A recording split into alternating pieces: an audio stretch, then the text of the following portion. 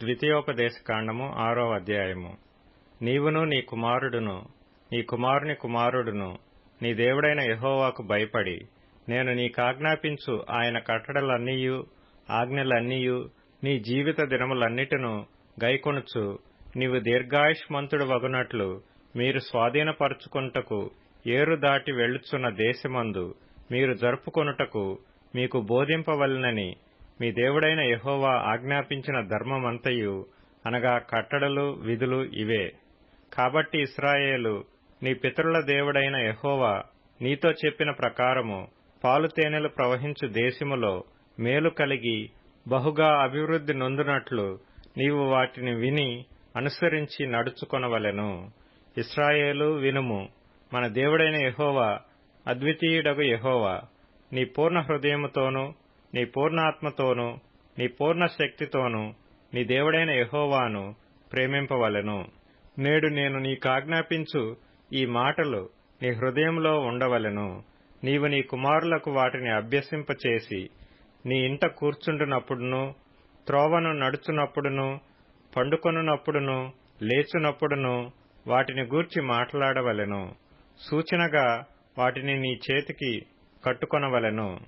అవి నీ కన్నుల నడుమ బాసికము వలె ఉండవలెను.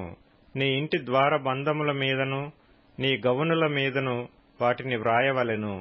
నీ దేవుడైన యెహోవా నీ పితరులైన అబ్రాహాము ఇస్సాకు యాకోబులతో చేసిన ప్రమాణమును బట్టి నిన్ను ఆ దేశములో ప్రవేశపెట్టి నీవు కట్టని గొప్పవగు మంచి పురములను నీవు నింపని మంచి ద్రవ్యముల చేత నింపబడిన ఇండ్లను నీవు త్రవ్వకపోయినను త్రవ్వబడిన బావులను నీవు నాటని ద్రాక్ష తోటలను ఒలీవల తోటలను నీకిచ్చిన తరువాత నీవు తిని తృప్తి పొందినప్పుడు దాసుల గృహమైన ఐగుప్తు దేశములో నుండి నిన్ను రప్పించిన యెహోవాను మరువకుండా నీవు జాగ్రత్తపడుము.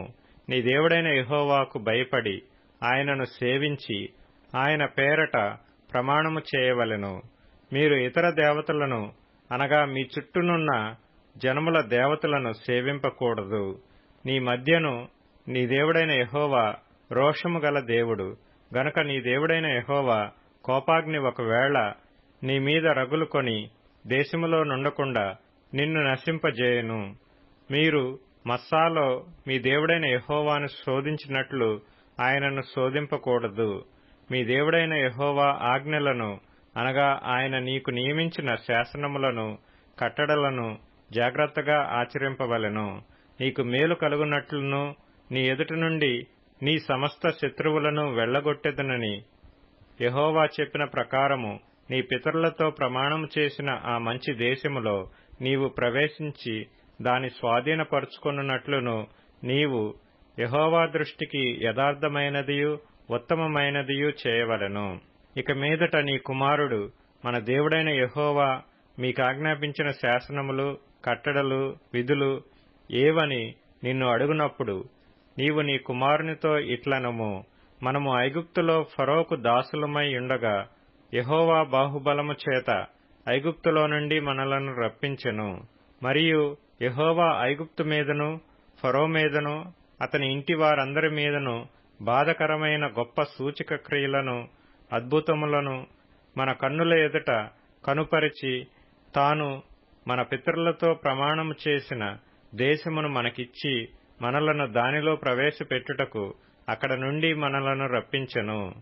మనకు నిత్యము మేలు కలుగుటకై యెహోవా నేటి వలె మనలను బ్రతికించున్నట్లు మన దేవుడైన యెహోవాకు భయపడి ఈ కట్టడలనన్నిటినీ గైకొనవలెనని మనకాజ్ఞాపించెను.